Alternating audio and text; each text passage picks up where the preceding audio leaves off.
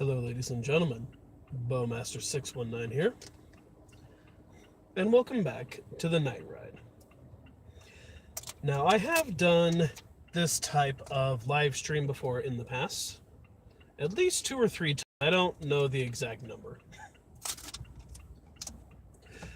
But since I have a little bit of time and I am going on a somewhat long delivery, I figured, why the heck not?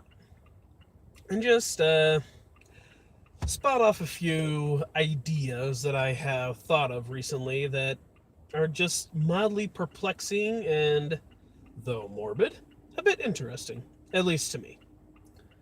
Lights about to change, yay. So the first thing that crossed my mind recently, dude, wait your turn. That's not it.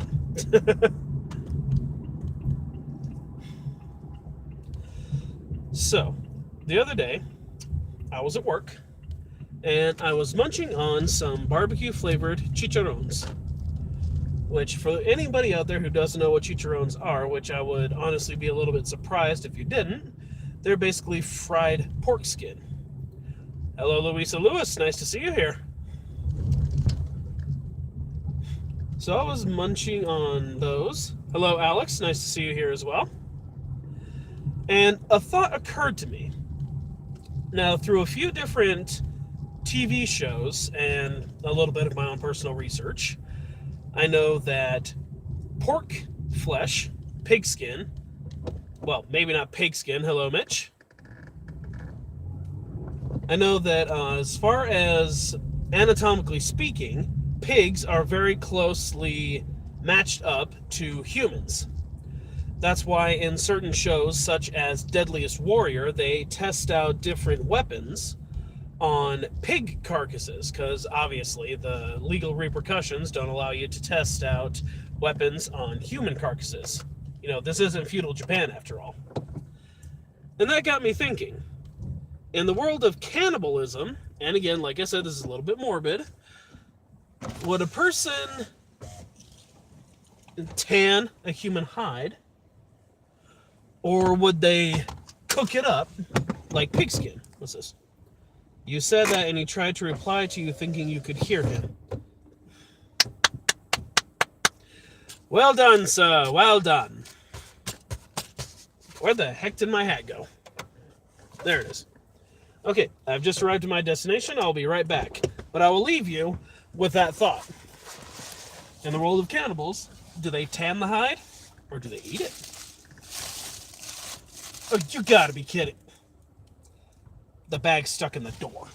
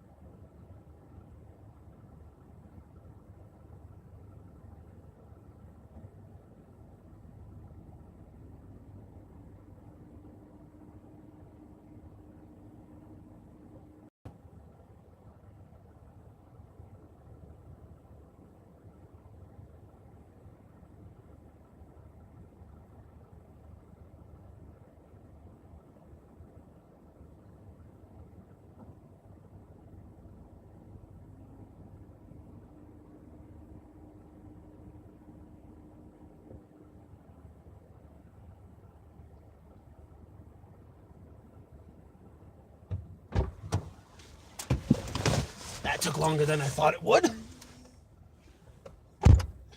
Let's see. Okay. So yeah, that's just basically a random thought that I had the other day that, yes, while morbid, it's still interesting, at least in my opinion. Yep. For lack of a better term, food for thought, eh? And another interesting thing is, apparently, the band Korn has written a song about Jeffrey Dahmer. It's called Narcissistic Cannibal. When I first read the title, I thought Ted Bundy, but then I remembered Ted Bundy didn't actually cannibalize his victims, at least as far as I know. I know the other vile acts that he indulged in, but I don't think he actually indulged in cannibalism. Okay, I know where I'm going now.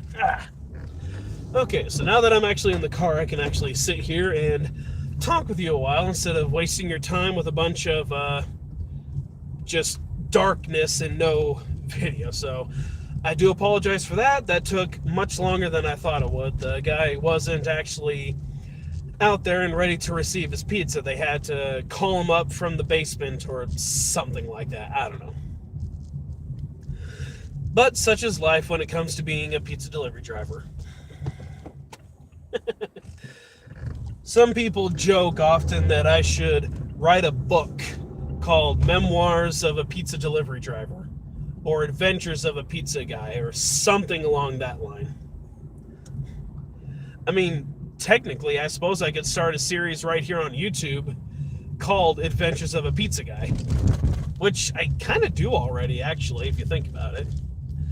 Anytime I do these driving vlogs like this, that's essentially what I do, is kind of just ramble on about, different things that wind up happening while I'm working, which, as most of you know, is all the freaking time. And every now and then you might get a brief glimpse of my beautiful smiling face. So, while we are driving along, are there any other subjects that you guys would like to discuss at all?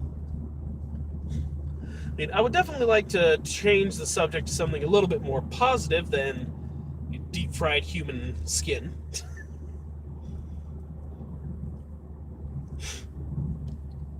Come to think of it, if I remember correctly, there was actually a scary story.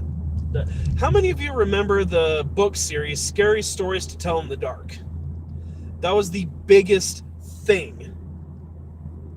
We have a question to ask you, but not while you're filming. Fair enough. But yes, how many of you remember the series, Scary Stories to Tell in the Dark? Hey, Alex, you're friends with Tessa on Facebook, aren't you?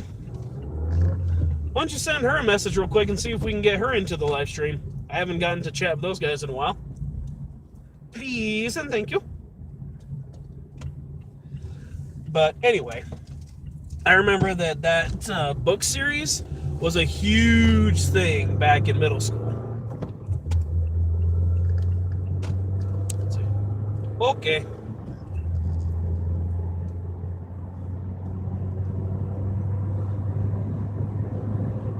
Okay, yeah.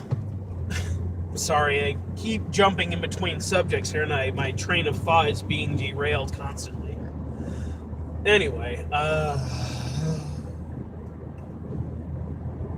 there is a story in that book. Oh, heck, I'm never going to remember what it is.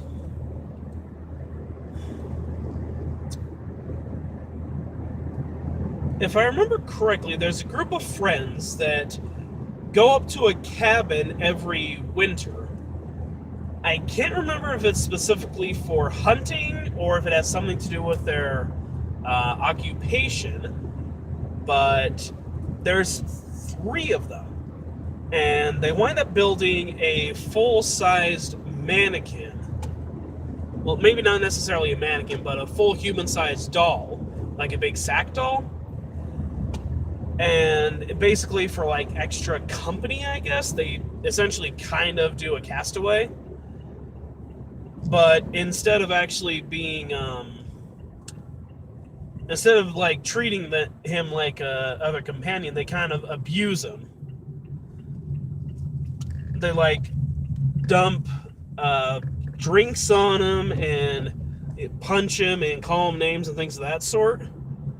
And somehow the thing comes to life. Like it's almost kind of like that creepypasta about that possessed Stitch doll, you know, from Lilo and Stitch, where it won't actually move while you're looking directly at it, typically, but it does really random things. And eventually they wound up leaving the cabin, but they left one of their friends behind to finish up something. And when they looked back at the cabin, they saw the doll up on the roof, hanging out a fresh human-skinned tan. I really cannot remember that. If I can find my copy, I'll see if I can find that story. Please do, because I remember that one. I just don't remember exactly everything that is said. What address am I looking for here? 12877, okay.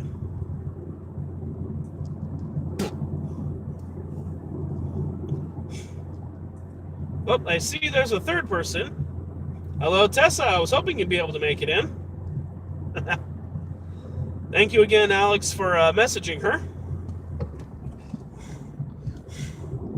Yeah, I don't post often enough anymore to where it's probably notifying you properly, because we all know how screwy YouTube's algorithm is anymore. If you're not a major channel that's bringing in all kinds of advertiser revenue, then they don't really give a flying crap about it. She had just received the notification as I wrote her.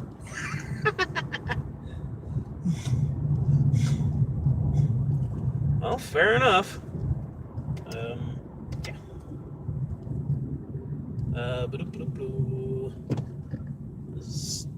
This is the house I'm looking for. 1-1. Uh-oh. I think I completely missed where I needed to go. Let's see. Well, if it's not there, then it must be just barely down the hill.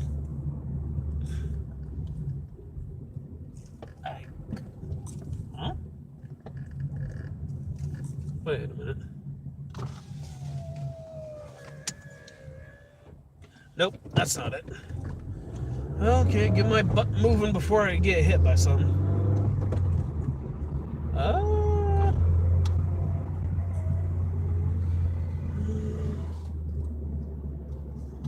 Wait, is that a driveway? This road sucks. It's so freaking dark. Let me tell you, trying to find addresses in the middle of the night on a dark road. Tell me that doesn't sound like the start for a freaking horror story. Roll up!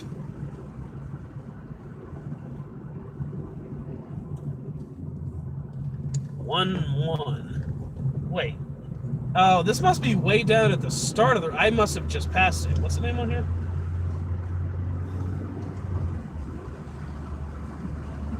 Do you need this spotlight off my car top? Man, probably wouldn't be a bad idea. I've got a good mag light.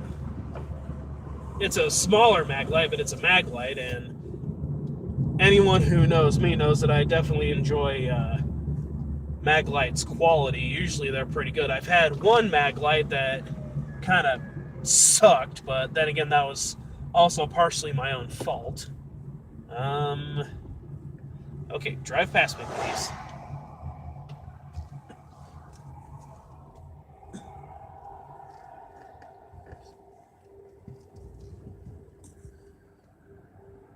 I can't freaking read that dang number. Sorry.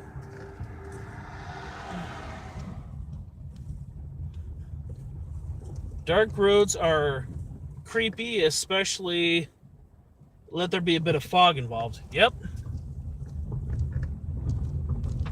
Well, hopefully this will be the freaking house, because there aren't any numbers out here.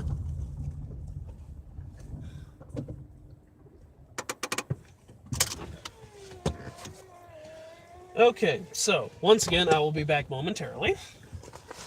Hopefully.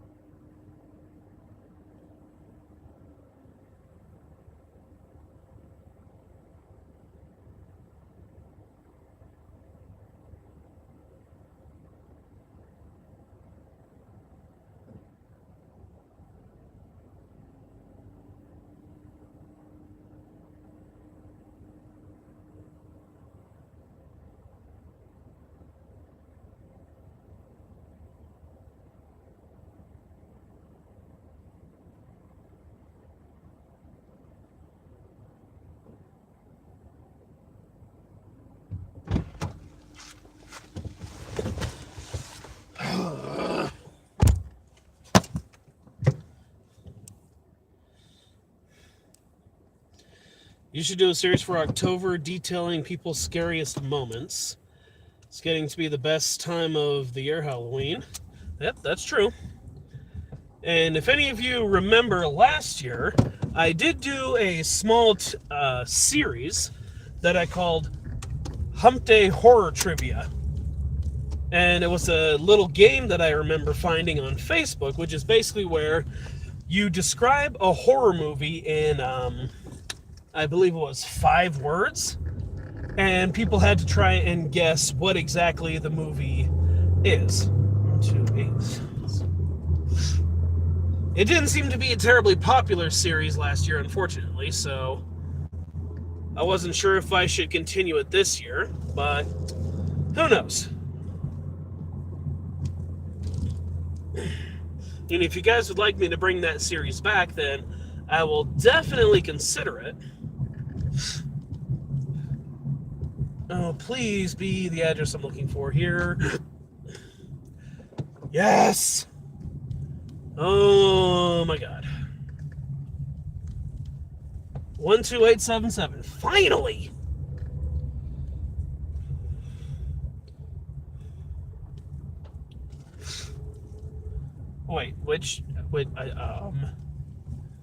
Wait, so which frickety frackety house am I going to then? What? Oh boy, if you guys could see this right now, I'm driving down a creepy ass backcountry road, and I'm not even sure. Okay, now I do know where I'm going because a big fat sign right in front of me just told me where I'm going. Jeez-ums. Okay, story time. A while ago, I was making a delivery out in the country, and I was listening to, of all things, a scary pizza delivery story. I pulled into the yard, and right as the story was beginning to get to its scariest part, I opened the door and was listening, and suddenly I felt a big thud on my lap. I looked down, and it's the pizza guy, it's the owner's pit bull, just saying hi. But it scared the crap out of me, I'll tell you. Okay, now I'll be right back again. Hello.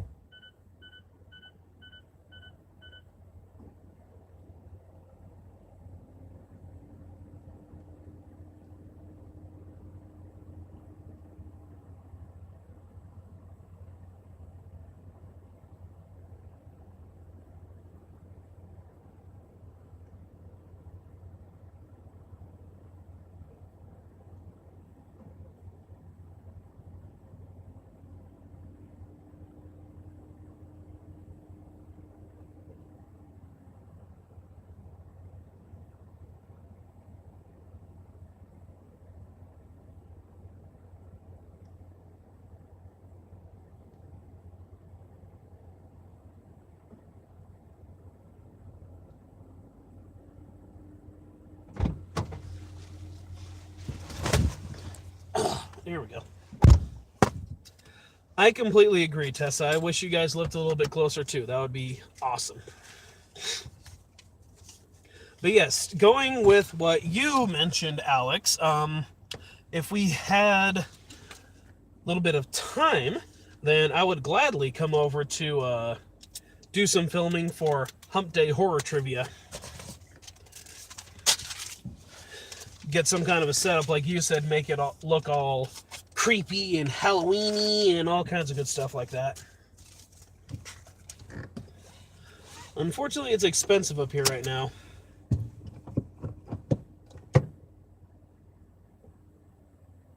Oh, now I know what you mean. I was confused for a moment there. But, yeah.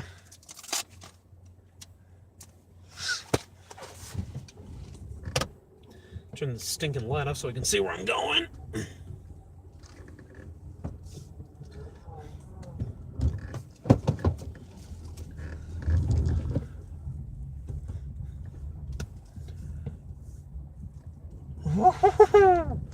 To my left is a dilapidated old farm truck, and to my right is a field full of hay bales. And then a creepy old farmhouse with a bunch of outbuildings.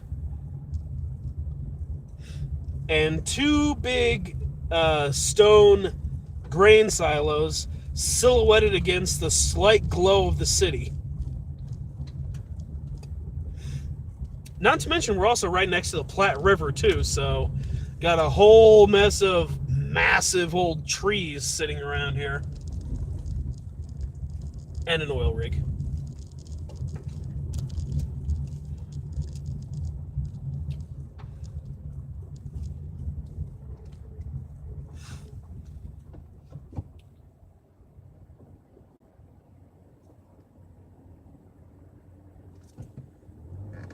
It is a pretty scenic area, I'll definitely give it that. I mean, that's definitely one thing about Fort Lupton is if you can find the areas that are kind of away from all the damn oil rigs, it is a beautiful area up here.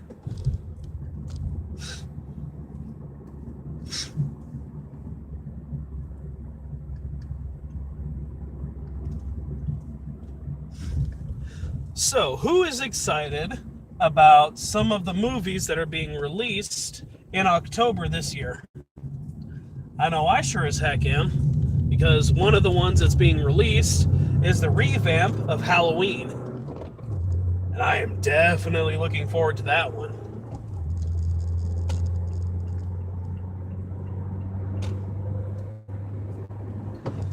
I mean, for anyone that knows me pretty well, you know that I've never been an overly big fan of horror movies. But I wound up seeing Halloween 1 and 2 on VHS, if you can believe that.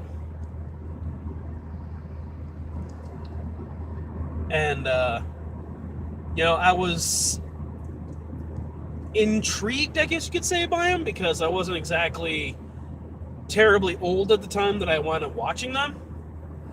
But after doing a little bit more research and finding some stuff on YouTube, like some old documentaries, I became more interested and figured, you know what, I'm going to go ahead and get that and watch it again. And I happened to find the full pack of Halloween movies at Walmart for like $40 or something.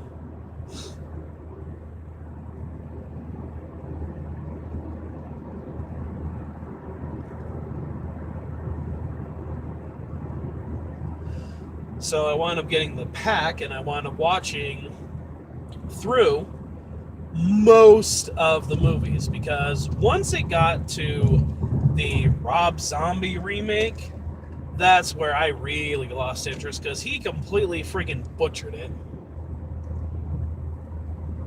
Oh, that could be fun. Hocus Pocus. I don't think I've ever actually watched Hocus Pocus. I agree, Alex. That'd be awesome.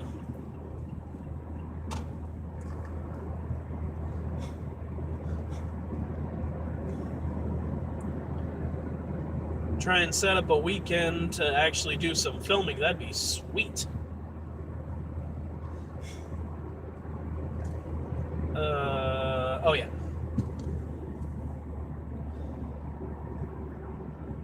So, as far as the movies go, Halloween 1 and 2 were really well done. I mean, a lot of people say that technically Halloween was the end-all be-all for the slasher genre.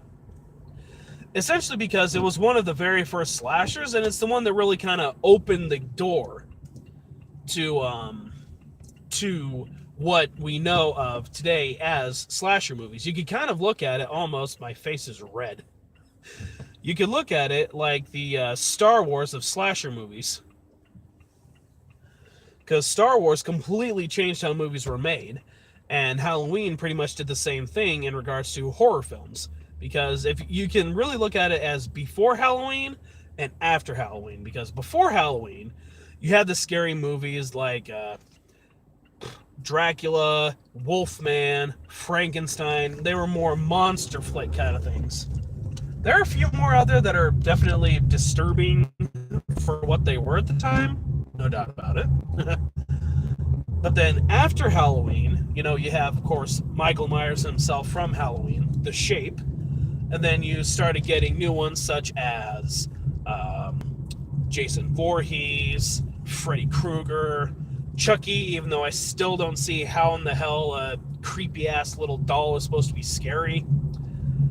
Pinhead. You get the idea.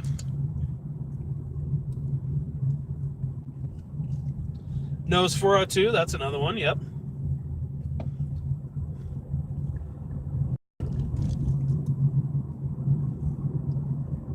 Academic lens. Horror movies are a reflection of a society's anxiety. I suppose that's an interesting way of putting it. Now, there are movies, of course, where the original was really well done, but then the revamp of it was absolutely horrendous. Halloween is actually a good example of that. The original one, bar none, it was an excellent horror film. It wasn't too overly bloody. It really worked well with the atmosphere to kind of build it up instead of having a bunch of cheap-ass jump scares. But then when you look at the remake that Rob Zombie did, that was just blood and guts everywhere. And yeah, I suppose the cinematography was fairly good to make it feel really creepy and more kind of a what's actually happening right there in the moment, but mostly it was just a lot of blood. Another good example of that, even though I haven't actually seen them, I've seen reviews of them, would be Black Christmas, which actually came out 4 years before Halloween did in 1974. And it was a Canadian film, and that one actually wasn't too bad. But the 2006 remake of Black Christmas was absolutely disgusting. It was horrible. And again, I haven't seen it, but I found a series on YouTube called, the channel is called Dead Meat, and the series is called The Kill Count. And it's basically where they take horror movies, break them down into very brief synopses, and give you the kills throughout the movie, which they did for Black Christmas, both the original and the revamp. And that's all I needed to see. It's like, I'm very happy that I didn't actually watch that because it was terrible. But I'm going to have to, unfortunately, wrap this up here. And we are still quite busy tonight, so thank you everybody so much for watching. I look forward to chatting with you guys on Facebook so we can do a little bit more talking for collab. Until next time, this is Bowmaster619 out. As always, drive safe, stay safe, never stop learning, and I will see you guys in the next video. Take care!